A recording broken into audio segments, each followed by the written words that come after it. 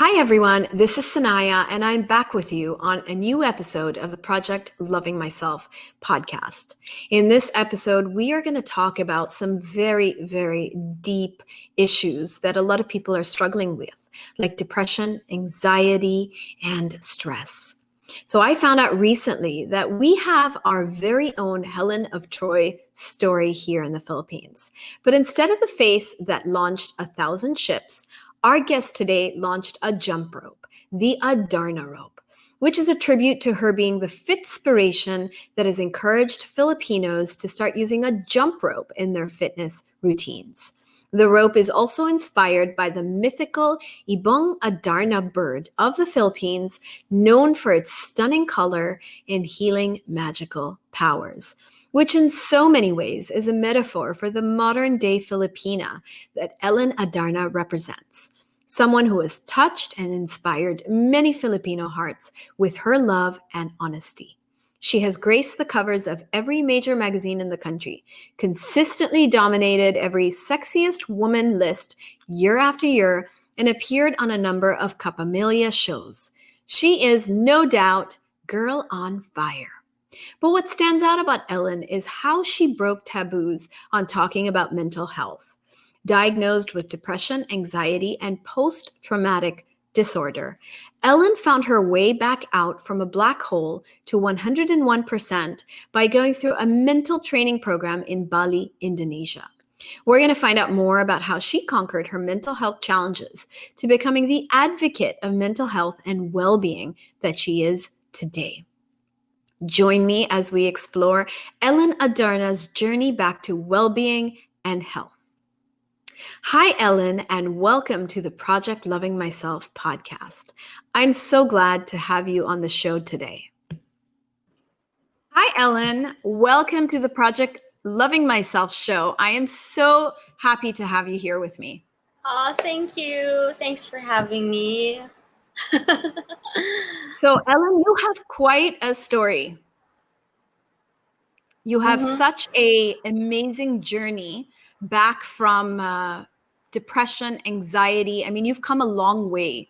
So is this something you are comfortable talking about, or does it still bring up a lot of sort of painful memories and trauma when we, go into those kind of subjects? How do you feel about it? Now I am actually comfortable talking about it. There was a point, right after I did the mental training in Bali, maybe let's say around 2 months, I was still trying to heal. But I think now I am okay. But there are times when I have my not so okay days, but I'm good. I'm good talking about it. So. Okay. Well, I think you have a story that is really going to help a lot of people out there. All our listeners, I'm sure, will take a lot. And I think, Ellen, your story is so relevant to people today because so many people are struggling with these kind of feelings. And, a lot of people don't know what to do with these feelings. This pandemic has brought up a lot of anxiety, a lot of stress, a lot of, uncertainty about the future. And so I think this is something, that is more relevant today to people than ever before. So I'm really grateful that you're here to kind of share your experience and to inspire people.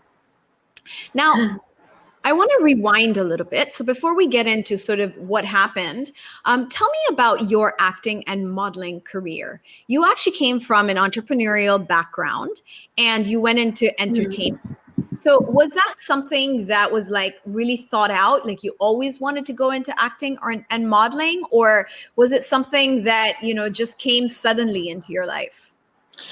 I had no plans at all, but the time when I decided to leave Cebu was also the time when me and my dad had a big fight, and I got an offer, and then I just decided to leave, and that was it. Like it was sudden. Everything was sudden. Okay. So I ended up staying in Manila. I ended up working for 9 years, Wow. and now I'm back in Cebu. Okay. Are you back with your family in Cebu? Yes, I'm back with my family. Okay. So how long did it take for things between your father and you to sort of calm down or perhaps even get to a resolution? Um, I it took 4 years. Okay. It took 4 years from when I left, and then yeah. But my dad has already died, so Okay. I'm sorry to hear that. But I'm glad that at least, before his passing, you got that chance to kind of resolve those things. But do you yeah. think that might have also contributed to the kind of, anxiousness and those kind of feelings that came up a little later on? Do you think that that estrangement from the family or the difficulties between you and your father in obviously having different choices, do you think that contributed? No, because at that time I didn't have my mental issues yet.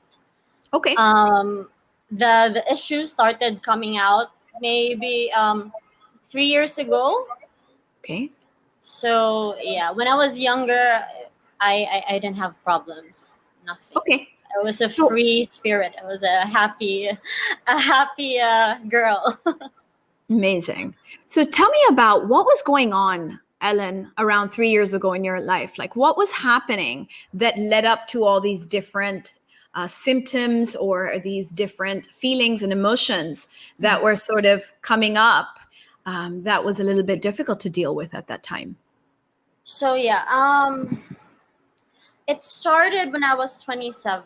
I realized that I wasn't happy anymore with my job. Like I didn't see myself doing it for forever or for a long time.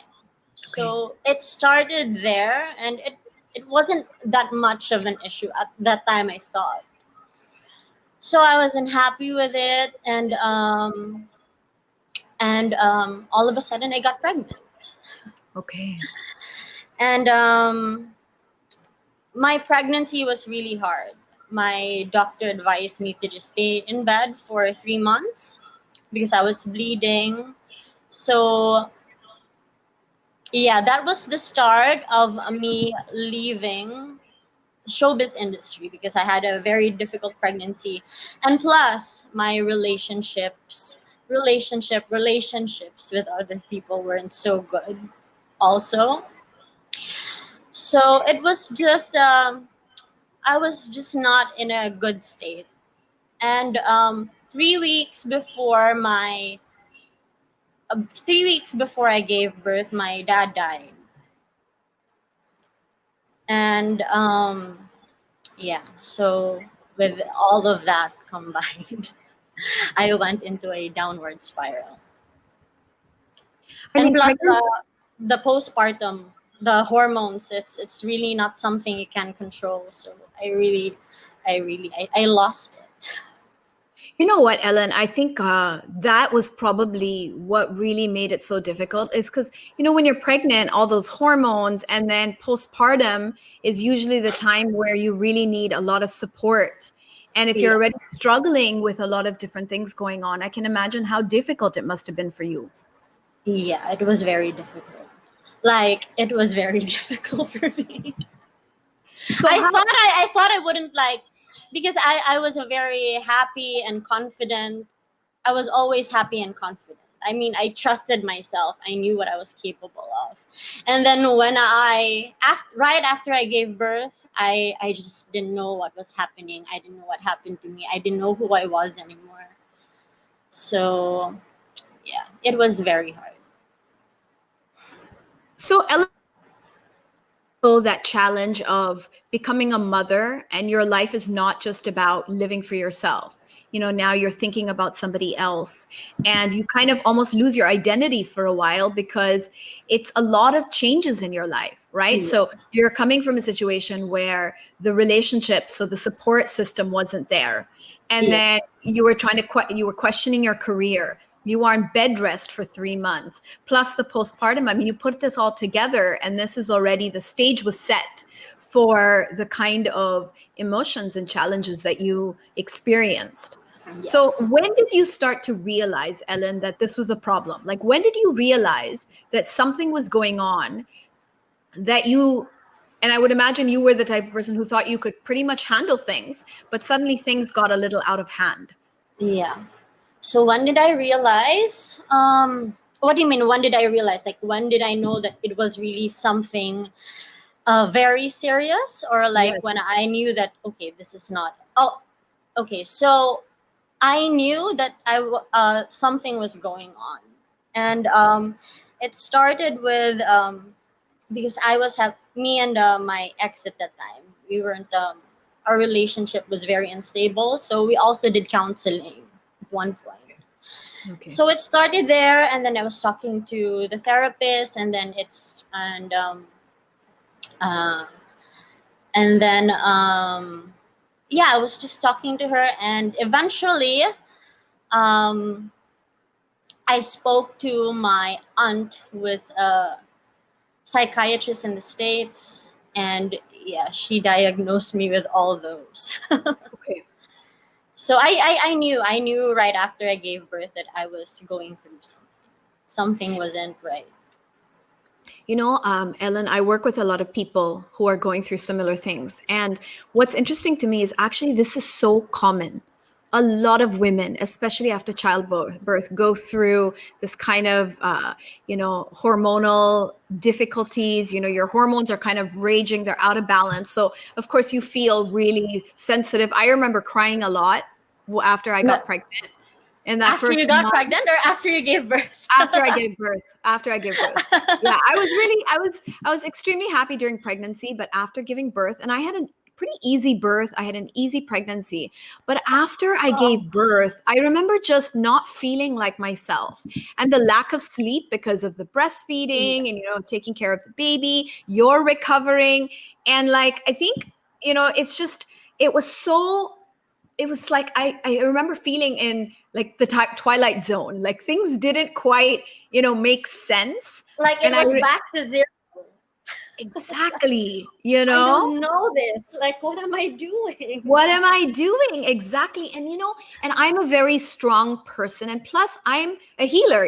This is something I do on a daily basis with people, Yeah, and yeah. I found it challenging. I found that after giving birth, this was my first time around, the first pregnancy I had, and I remember that I really had to lean on my husband, and I really needed him to keep reminding me that everything was okay and to help me balance and kind of really help me out. So I know how terrifying it can be to be a first time mom and have to deal with all these things that are going on, within our body, the lack of sleep, which, by the way, in some countries, they deprive you of sleep as a form of torture. So, it's, No, no. of course, I am gonna lucky that I have a helper, a nanny. My son has a nanny, so yeah, I don't know what I'd do if she wasn't around. around, Just right? yeah, Me too. I mean, I had the help, but I just remember because of the hormones, I remember crying at things that normally would not have affected me. So I understand but how, you're so lucky. It also really helps to have a supportive partner yeah, because absolutely. If you're doing it on your own, I mean, that's when it can be even more pressure on you and it can be a lot more stress. yeah, But okay, so you had your aunt who was a psychiatrist and you were mm, seeing a therapist. So what yeah. were people recommending to you? And was it like could you relate to how they were diagnosing you or what they were sort of suggesting you to do? What was going on at that point? So at first it was just counseling and talking, a lot of talking, but now I realize that no matter like we talked about everything and they tried and I did all the pills. I was prescribed with the Z20 Okay. and I had my Zaner. I even had my Dormicums to knock me out sometimes. But none of this like I knew deep inside the problem, Okay. but I just didn't. I how do I say it? Like I was in denial that that was the problem. I think like I wasn't taking action to fix it. So yeah, those things because of how do I say, I lost my train of thought. So Take your time. where were we? No, so you were saying, Ellen, that you knew what was going on, but you were in Oh, denial. And I think that's also something that tends to happen is I think we all kind of know what's going on, but we hide from it. And in fact, I was just doing a video recently on my IGTV, and I was talking about how we can't heal what we don't accept.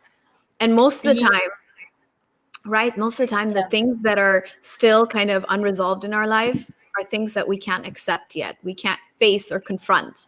But when we do, I think that's when the healing starts to happen. yeah. So yeah, I was very disconnected with myself at that time. So there. How do I Okay. say this? This is so hard. No, I know this is honestly, this is something really difficult to talk about. And you're extremely brave to be here with me to talk about it. So take your Okay. time and please don't feel pressured, okay? Whatever comes to you, we'll take it from there. So tell me about what you did next. So you knew what the problem was, but you knew like, all this medication wasn't going to really help you. So what It happened next? Yeah, it didn't help me because every time I took the meds, I would not feel sadness, but I wouldn't feel happiness either. Like I was a robot.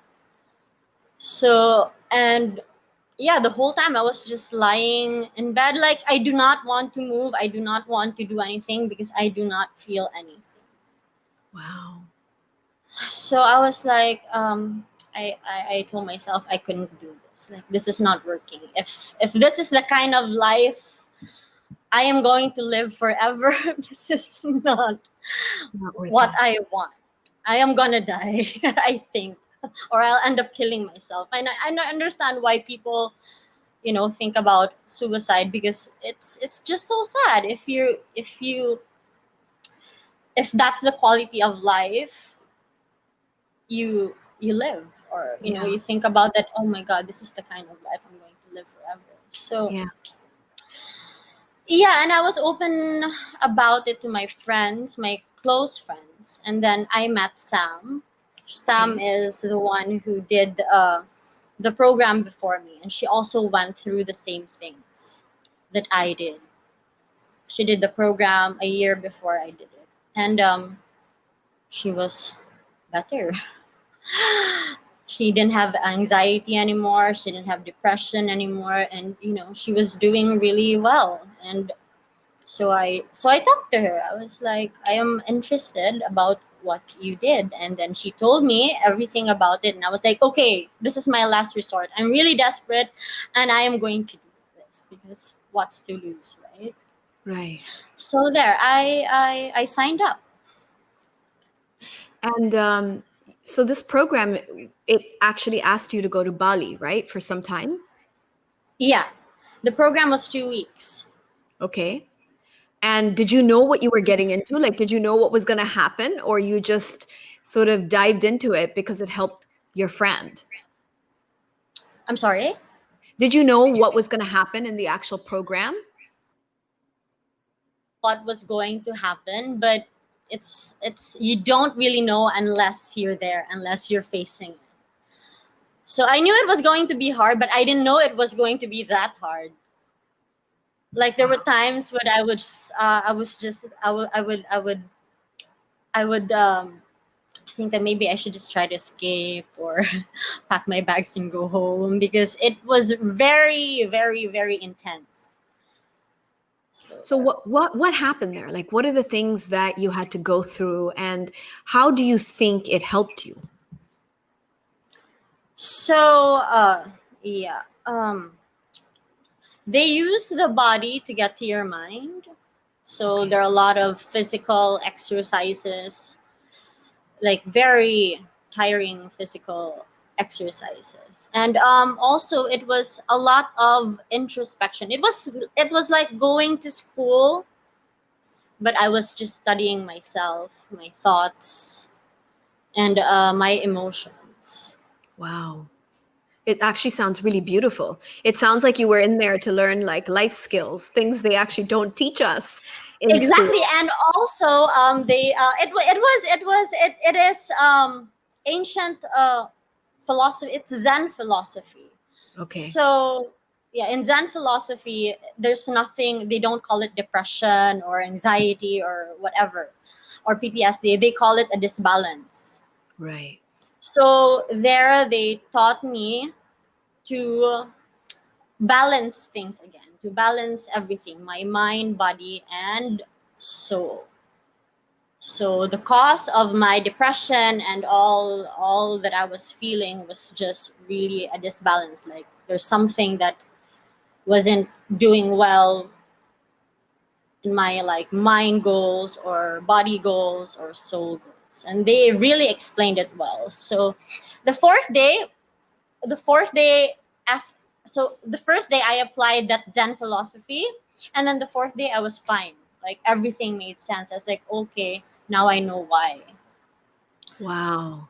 So it why I really, was depressed, why I was feeling like this, why this and that. so I saw a picture that you shared of you being wrapped up, I think, in like a cocoon. That was one of the exercises, and you had to get out.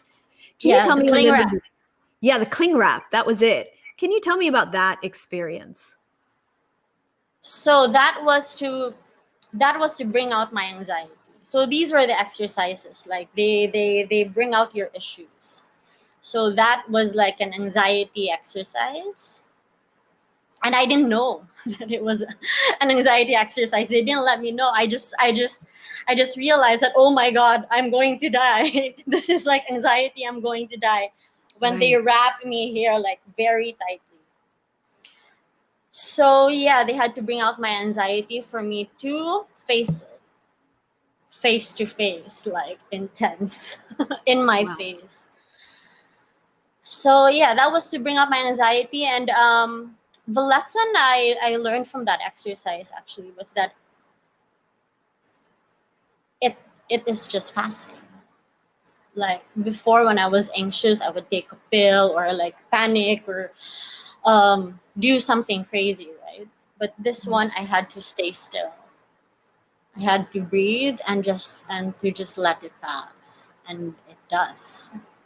So in a way, Ellen, it sounds like you had to accept the situation. Yep. And Because there are a lot of emotions that comes out. Like you feel yeah, angry, you feel at one point you're laughing, and so all these emotions come out, and then at the end it's just really accepting it and just letting it pass and just not reacting to it, especially when you're emotional. right. Because it's when you react and when you're emotional and you react, it's the bad decisions or the not so nice Right. choices come out. Right. And that's because, like, when you get really emotional, you also have a lot of hormones circulating and you can't actually make rational decisions. So you're right that we just have to stop fighting, start listening, or stay calm, and then it'll pass. I think Yeah, that and just to breathe. breathe through it. Yeah. Actually, that's such a good lesson.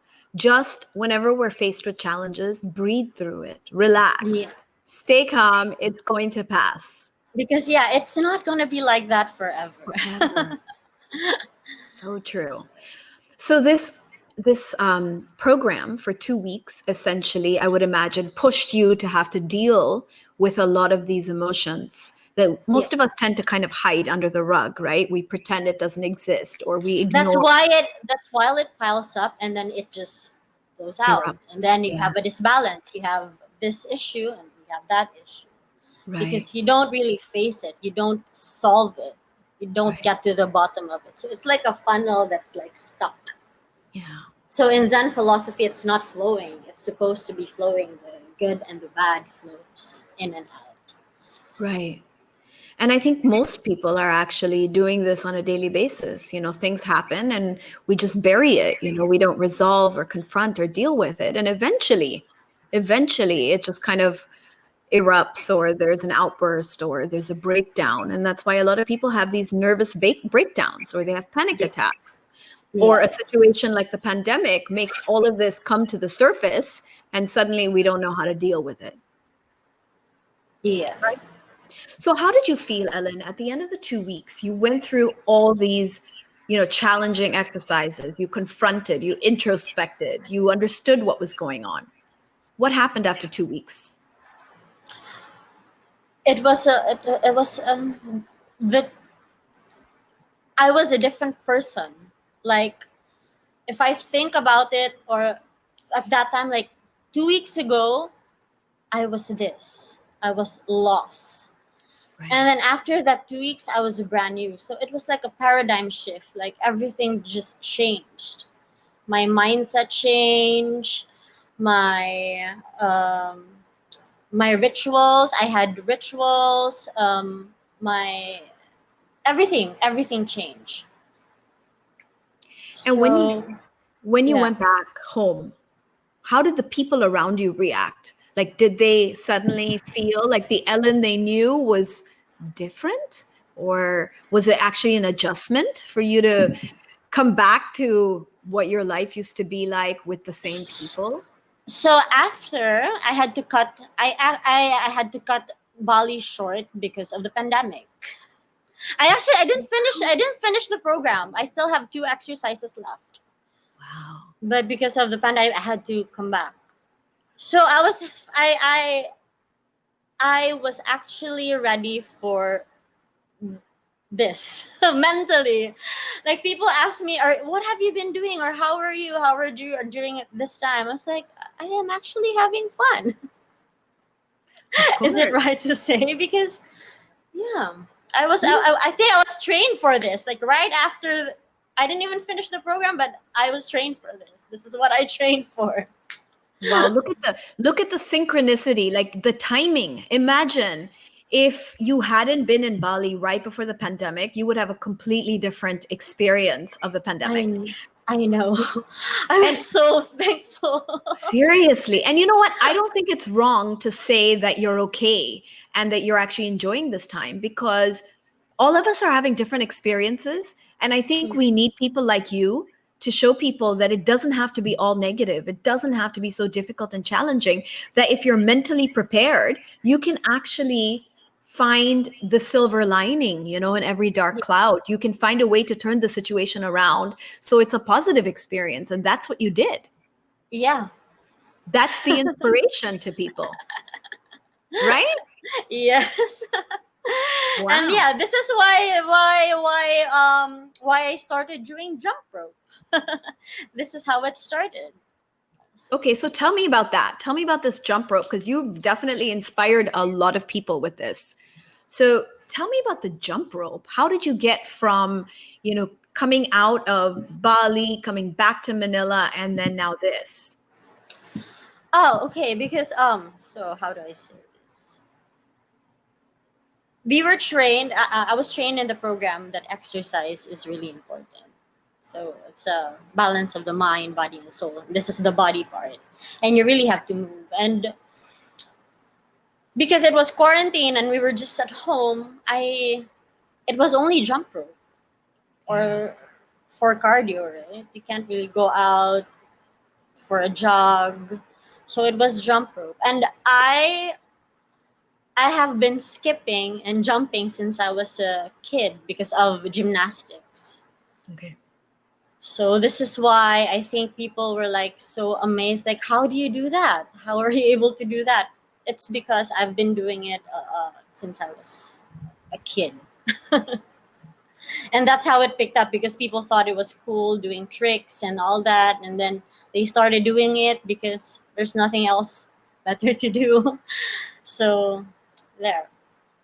It's so interesting that you brought that up, Ellen, because when the pandemic started, I was working out at home, right? And I was Hmm. doing jump rope. And jump rope is Oh, actually such a great exercise, right? Because it is. you burn so much. And in Y- the beginning, I really didn't like it, because it was just, I kept tripping over the rope and I was like getting tangled up and everything. But I got really good at it by the end of oh, it. really? Yeah. And That's actually, great. and I have a friend actually, Ellen, and she takes a jump rope with her on her trips. Like I do that. you do that, right? So Yeah. she said, if you're in a hotel room and you want to exercise really quick, And obviously, when you're sometimes on holiday, you're dining and whining and so on. Yeah, yeah. And so what she does is she just gets up and she does the jump rope and burns the calories, and then she feels really good. So, And and you it's do it. You can do it everywhere. Like even in everywhere. the bathroom, you can do it in the bathroom. And it doesn't take up space in your Yeah, suitcase. it's very portable. It's definitely like best exercise ever. It is. I So only do 15 minutes and I'm good and I'm set. I've maintained. So, as compared to running, where I used to run for like 35 minutes to an hour. It took so much time. yeah, I hear you. Seriously. So, Ellen, how did the collaboration happen between you and, this Adarna rope? How did that happen?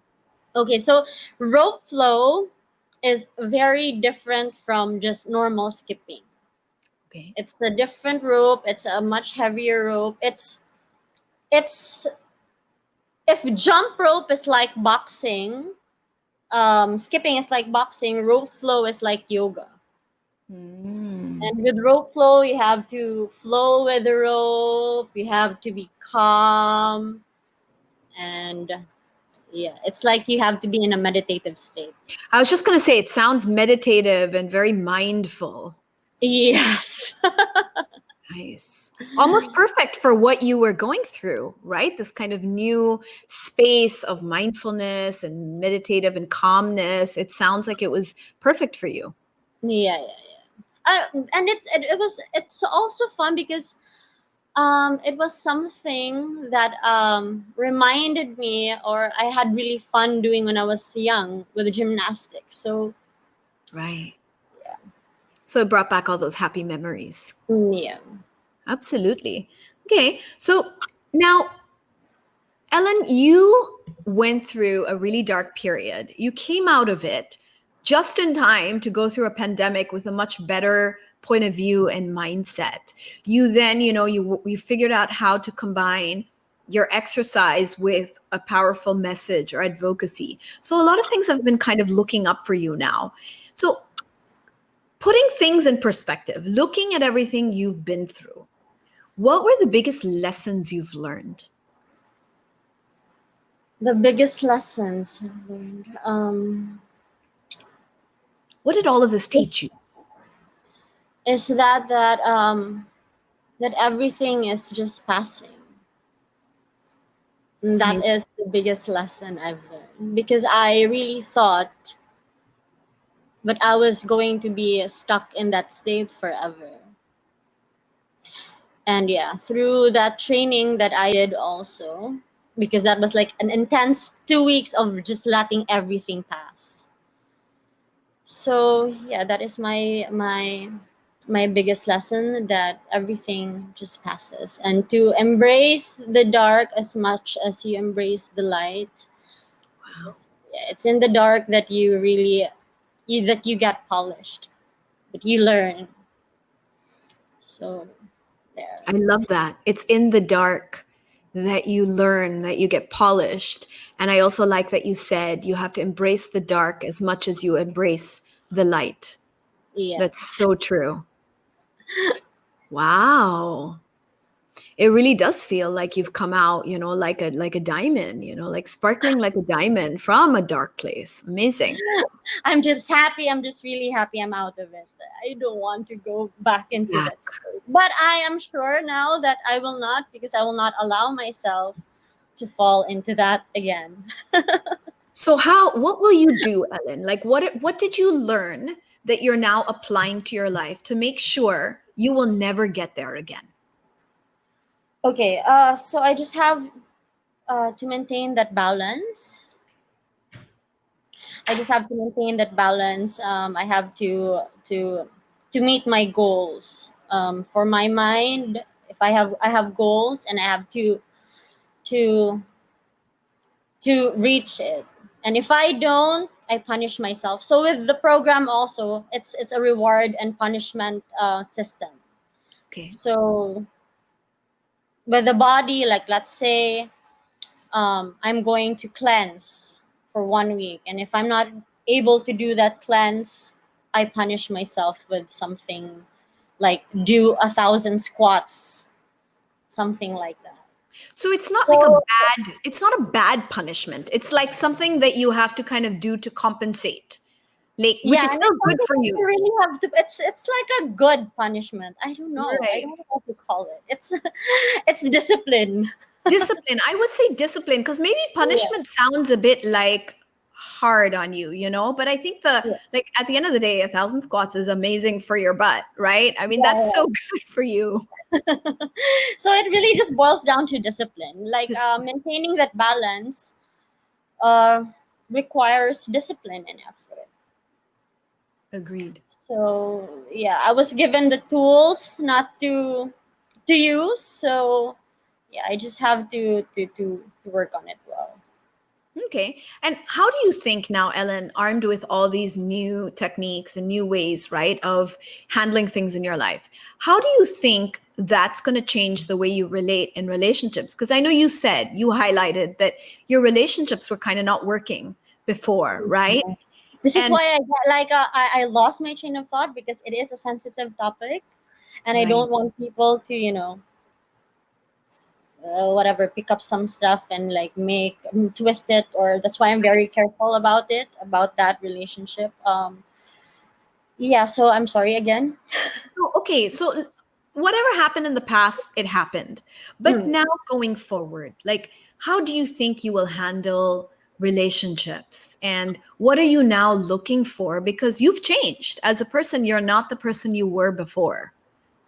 So, the choices you make would be different. How you would handle things, I'm sure, would be different than what it was before. So, what It does it would look like now? now I know that it's going to be different because I am more aware of things. Before I wasn't. I was very disconnected with myself. I was in denial the whole time, but I think now I am more aware and I have a clearer mind. So meditation really helps too. I meditate every day. So meditation helps me to make better choices. Amazing. So yeah. I And do you believe in myself that I am going to make better choices, and I know I I'm sure you will. I mean, that conviction is in your voice. So I believe it, right? will. Do you believe, Ellen, in soulmates? Like, what is your idea about like love and soulmates? Is that something you are sort of into?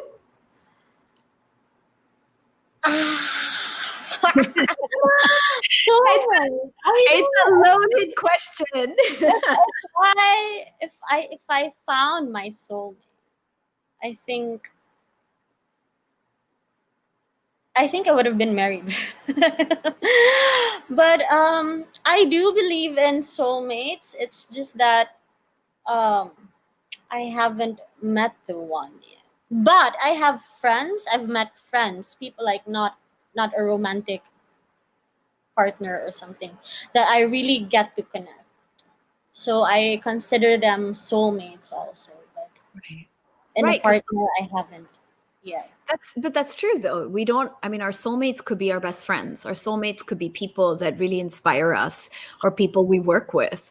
But there is also that kind of compatible, romantic soulmate as well. Yeah. What would you say is important to you in a relationship, in a soulmate? What are you looking for? For me, okay, now it's really having the same core values and respect. Yeah. And yeah, love can't stand alone. It doesn't work without respect. And it's hard. I mean, like, maybe you can try to make it work even if you guys don't really have the same values, but that's so much hard work. And Yeah. I don't want to deal with that anymore. So if ever I'm going to find a partner, I'm going to choose wisely and make sure that we have the same stand on relationships You and know, it's union. so interesting, Ellen, that you said that, because again, in a lot of my sessions, in my coaching sessions or healing sessions with people, a lot of people are in relationships that are difficult, like very difficult, but they think it's normal, right? It's normal for them. They think it's normal. Like a lot of people think that relationships are difficult. You know, they grew up watching their parents have difficult So relationships. that is their standard of the relationship. Correct. They don't know that relationships could be smooth and easy. I think a lot of women in particular don't know that they can actually put themselves first in a relationship and they could be loved and cherished and respected, that they don't have to be the martyr, right? They don't have to sacrifice for the family or the Because partner. I've had good relationships. I've had like fruitful and nurturing relationships, and that is my standard. Like this is what love is supposed to be. It's supposed to be like easy and not like torturous. But I've also had like really toxic relationships, and I am very traumatized with that. So Right. So I guess we need to know the difference between what is a good relationship and what is a not so great relationship. And I guess we need to also have the courage and the bravery to leave those not so good relationships before it becomes torturous. And that's something that we learn along the way. yeah, but I think most people don't really know or learn something unless it's gotten really out of hand. Right. So I guess that it's also important for them to experience it to know the difference. Yeah, that's true. I mean, like what you went through, I mean, I'm sure you've learned a lot through your relationships. And now, you're not going to take anything less than that standard of being nurtured and respected and the same values. Like you don't want it to be difficult because you've been there, right? You know how bad it can be, Yes. right? Setting standards, Yeah, limits and boundaries. So amazing. So I just had this kind of bright idea, and I'm not sure if you're game. So let me know. Would you like me to take you into a soulmate manifestation right now? of course, why not? It's like it's What a is theta, it's a theta healing technique. It's the technique that I use with my clients, and it's really effective. So what I'm going to do is I'm going to take you to a space where you're going to manifest your soulmate, and you're going to list in your mind the qualities that you want in a partner. Okay. And we're just going to put that out as an invitation to the universe. And then we'll see what's going to happen. What do you think? Okay. Should we do it? I do this in my affirmations, but how is this different from doing affirmations and all that? So affirmations are great. Everything you're doing is probably really wonderful. But the thing about theta healing, and especially the soulmate exercise I'm going to do with you right now, is it's super fast. Okay, like I've worked with people, and usually within 3 months, somebody comes into their life. And a lot of my clients are already married with children to these soulmates. In my story in particular, I went up and did this manifestation in 2010. And I had commitment issues, Ellen. I wanted to be with someone, but at the same time, deep down inside, I had a lot of resistance and commitment issues. That's part of the reason why I got into this healing journey, a spiritual journey myself. And so I kind of went up and did this, and I made a list of 50 things that I want in a partner, thinking, the universe is not going to find me someone with all 50 things. Like, what are the chances? Even the things that sound impossible, you listed it? I listed it. And like even things that aren't so important, because after like 10 things, I ran out of like what else to put on my list. But you're supposed to put as many things as you can. And so I put these 50 things. It sounded impossible to me. But crazily enough, I did this on February 14th. And I met the person who's now my husband on June 14th.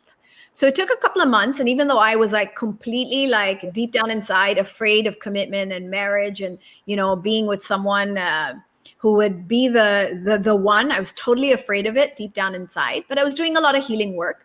And sure enough, the person came, and, I met him for 3 days, and we were engaged 1 month later. So that's how quick it was. What? Yeah. Well, I guess that you really can't tell when you find your soulmate, right? Seriously. It was like the shortest relationship I've had in my life. And that's the person I ended up marrying. And, we've got 2 kids now. It's been almost 10 years. never in this 10 years have I ever doubted that this is the person for me. Oh, okay. I want that. How Okay. do I start? Okay, so all you gotta do is, so you're gonna close your eyes for me. Okay. And I'm Okay. gonna take you in a visualization. All right. And then Okay. I'm gonna ask you to repeat a few things in your mind. Okay. And then you're just gonna visualize and imagine your soulmate. I'll walk you through everything and then that's it. So are you ready? Okay. All right. So take a deep breath in and relax. Okay, I want you to imagine energy coming up, Ellen, through the bottoms of your feet. It's coming up into your body. So you're just going to visualize it as I talk you through it. So there's energy coming up into your body through each and every one of your chakras, coming out of the top of your head in a beautiful ball of light. I want you to imagine yourself in that ball of light going up, up, up, and out into the universe. You're going to go beyond the universe. I want you to imagine that you're going through layers of light. I want you to imagine that you're going through a beautiful golden light. You're going to go up through kind of like a jello-like substance with shapes and colors. It's swirling and you're just going to go right through it. I want you to imagine you're going higher, higher, higher, and you're going to go into this beautiful white light, Ellen. And I want you to just imagine everything around you is beautiful white, white light. There are no people there. It's just energy and it's pure love. And this is sort of the seventh plane. This is the energy of creation. This is the space of creator, of God, of just pure love, pure consciousness. And I want you to take another deep breath in. Okay, now I want you in your mind to repeat after me. That creator, you say it silently in your mind, it is commanded that I have in my life a soulmate with these qualities and traits. And you just list them all in your head right now. I'll give you a few minutes.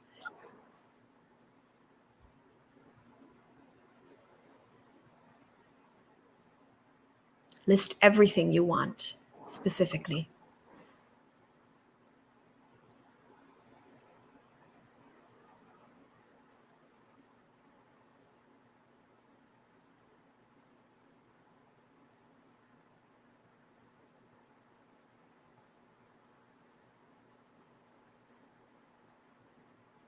And then when you're done, you say that I have my soulmate with all these qualities, my divine, most compatible soulmate with all these qualities in my life right now, in the highest and easiest way. Thank you. It's done, it's done, it's done. Okay. Show me. Okay, keep your eyes closed. Ellen, keep your eyes closed. Okay? Now I want you to actually visualize in your mind that you're with this person.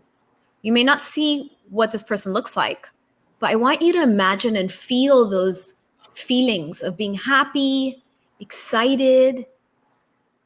There's so much respect and love. You feel nurtured, cherished.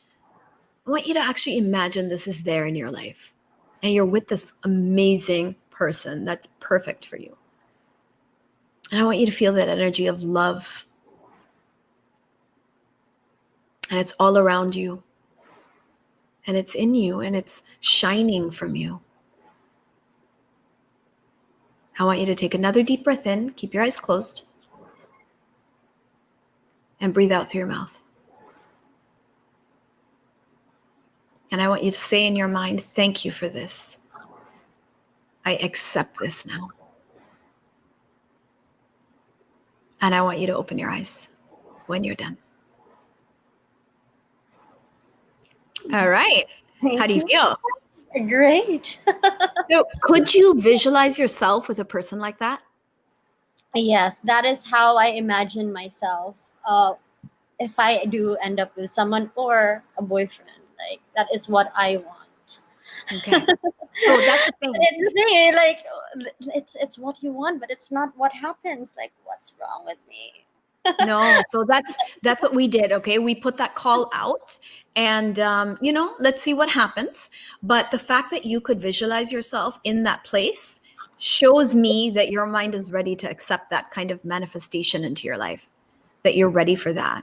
So now you just kind of, go on with life and just know that this is coming. It's just a matter of time. It's a matter Yeah. of timing, because I think that person's out there and they're just waiting to come in. Okay? Hopefully. So you're gonna keep us updated, and if anything happens, I'm gonna update all our listeners on the podcast. If All right. I'll let you know for sure. I'll message you. Oh my God, it happened. Awesome. I can't wait. So, so Ellen, what I did is I took you through the meditation technique, and why it works is because I'm trained to hold this very high brainwave called theta. It's high in terms of it's a very deep brainwave. It's a sleep wave, and it's also a very beautiful brainwave for manifestation. So I was holding it for you, which is why this manifestation could happen. For those who are our listeners out there, you can definitely follow the meditation and go through that. But it's definitely more powerful, and it'll work if you're doing it with a theta healing practitioner. So just a disclaimer, in case anyone's out there and doing it and say, wait a minute, Sanaya, why didn't my soulmate come? Okay, Yeah. so you really have to be tuned in with a practitioner for this to actually work. Okay, so Ellen, I got a few more questions that I really want to ask you. Tell me about your thoughts, Ellen, on self-love. I feel like, you're very clear about what you want, and I think you've really learned how important you are and how to prioritize yourself. So tell me your thoughts on self-love, and what would you say to our listeners who are on this journey, just as you have been, to finding themselves and learning to love themselves, and, making sure that they respect themselves and they get respect from other people. What would you say to them? For me, self love is discipline, and it requires discipline and effort, like the real ones, like the higher kind of love. Um, Tell me more. Like, what do you mean by discipline, Ellen? okay. How do I say this?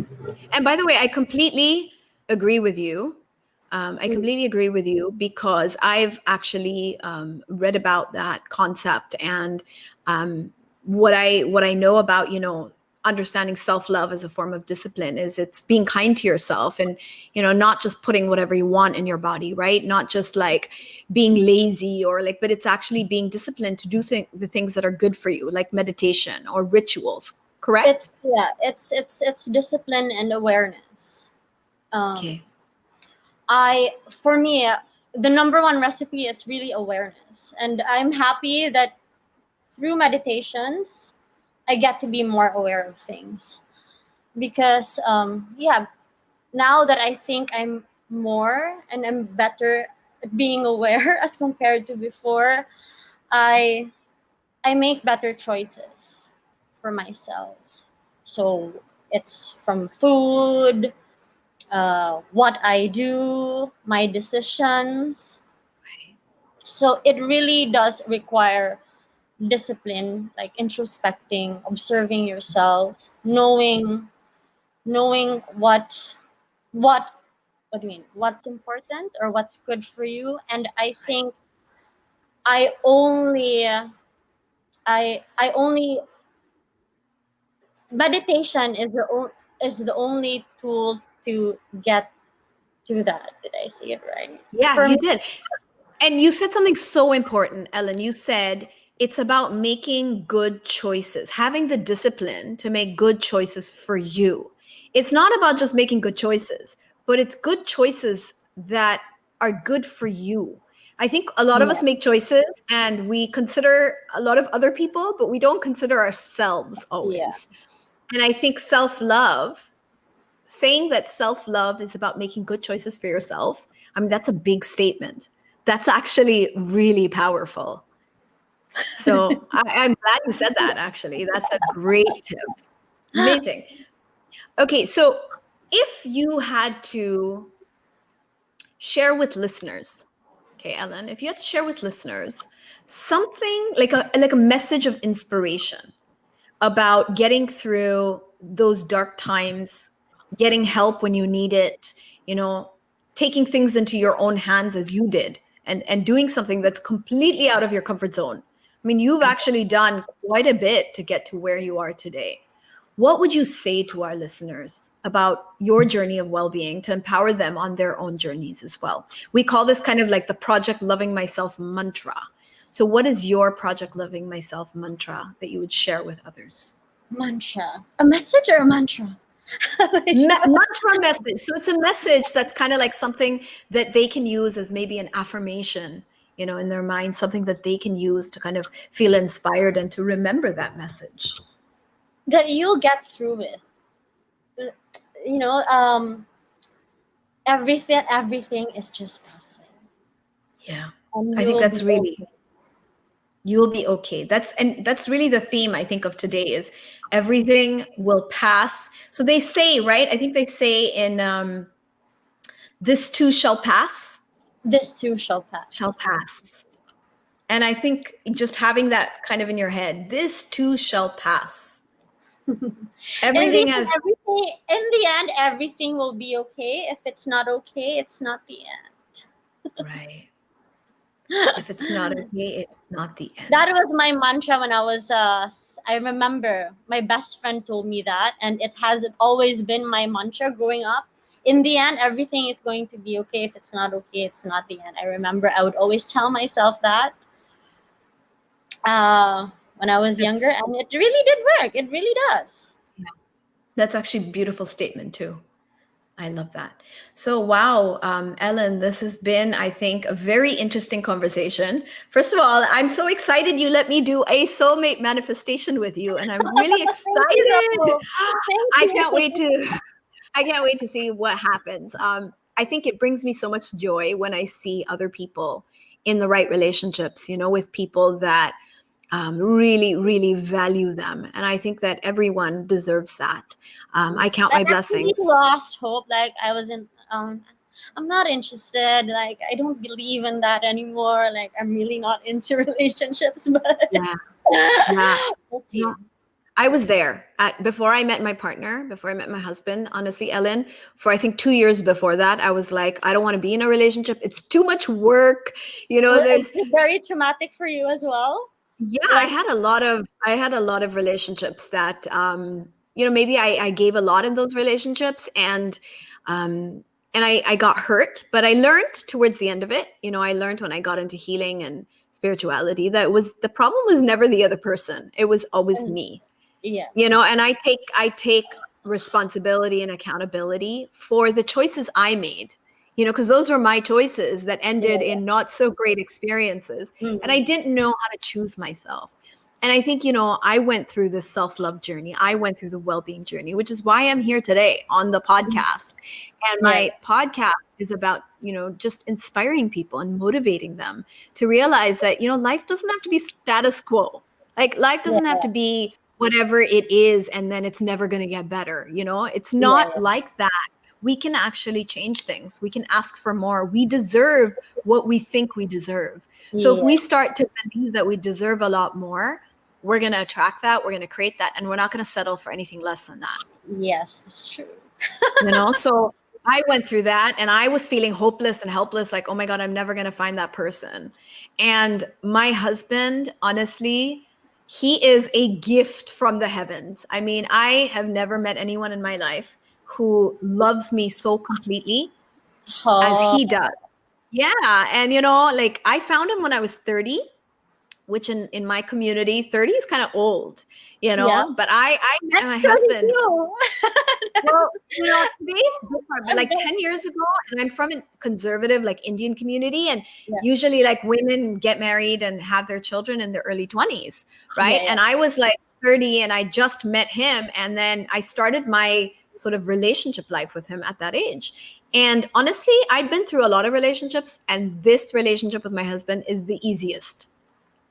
And he is just amazing. So I think when you finally realize how amazing you are, and you start to love yourself and value yourself, you'll attract someone who feels the same way about you. Yeah, I know that. Like at the time, thinking about it now, looking back, my partners, some points, like, were also like the same as me. So I was Right. attracting what I was. Right. And There was a time when I was when I was okay. I was with an okay partner, and there was a time when I wasn't so okay. I wasn't with a so okay partner. So it was, yeah. It's, I know that it's really me, and I have to. we have to accept that, you know? And you're right. You're right. The truth is, we attract exactly the same vibration of a partner as Yeah, where we are in our life. So if you're like really going through a lot of challenges and struggles, you're probably going to attract somebody who's going through the same yeah, thing. And yeah. usually you and your partner, like that's how it This is, is right? true, though. This is really true. This is so So true. true. And Yeah. you'll trigger each other and like exactly what your weakness is, the And then partner you will end up kind of blaming each other. exactly. It just goes into a downward spiral. Correct. Correct. But I think if you're in a place in your life where you really, you know, you really love and accept yourself completely, and that's why I think investing in yourself, investing in self-development, self-improvement, like Yeah. you went to Bali to kind of, you know, learn to connect with yourself. And It I was the think, best investment I did for right. myself. Like, I would do it again. Hopefully, no, but it's, yeah. Yeah. And I went through the same thing. You know, I went through a couple of years of my life where I really invested in a lot of healing. I was doing healing sessions, I was doing classes, workshops, I was doing meditation. I was really learning and I was becoming a different person. Like how you said you came back a different person. I mean, Yeah, I am a completely different person today than I was 10 years ago, 20 years ago, yeah, yeah. right? So we're constantly evolving.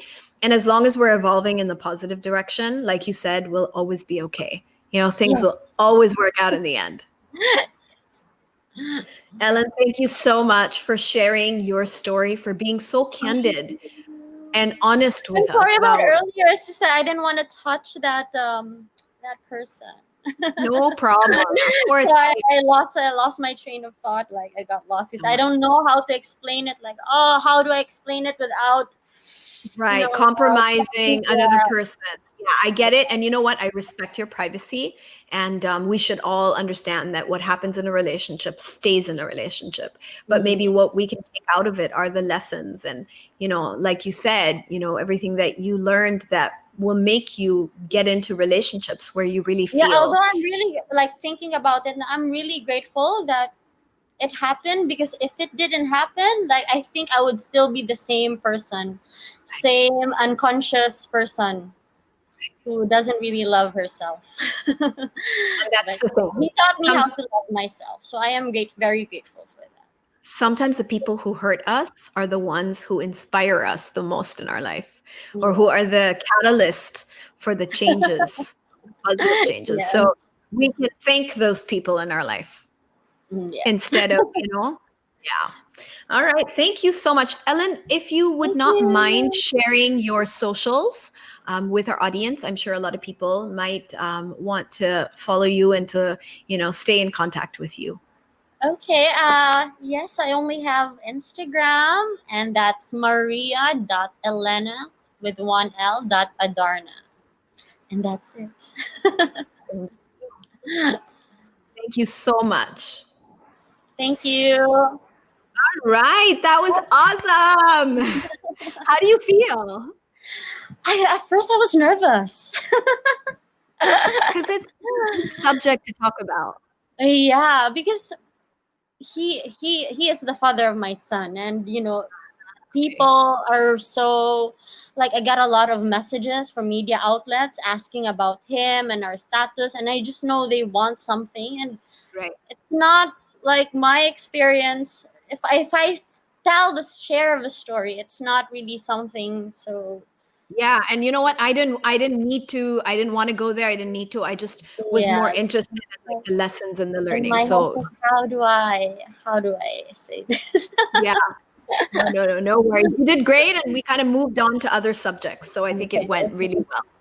Hi, I am Ellen Adarna, and I am a fun loving mother. And I will be on the Project Loving Myself podcast with Sanaya. And we will talk about my journey from darkness into the light. So, what are your thoughts on this conversation that I had today with Ellen. I love how brave she was in talking about some very sensitive issues. I mean, things that people don't really like to share on something like a podcast or on video. So I'm really grateful that she came out and she shared her experiences. I know that there's a lot of people out there listening on this podcast who are going through their own share of anxiety, stress, and depression. And I'm sure, now more than ever in today's strange times, a lot of people are really going through these challenges that are related to mental health. I read a statistic that 1 in 4 people are depressed and they may not even know it. I mean, that's 25%. And possibly today it's a lot higher given the current circumstances. So I do want to share this message of inspiration to tell you that this too shall pass, that you can get through this and that things will get better. I also encourage you to seek help, to find some kind of way of releasing what you're going through, of healing it. And of course, I'm here to help you, to guide you. So do write in to me, do share what you're going through. And I'm happy to point you in the right direction, to suggest ways of getting healing or to get through something. Please remember that there is always help. There is always a way to change things, to get out of things.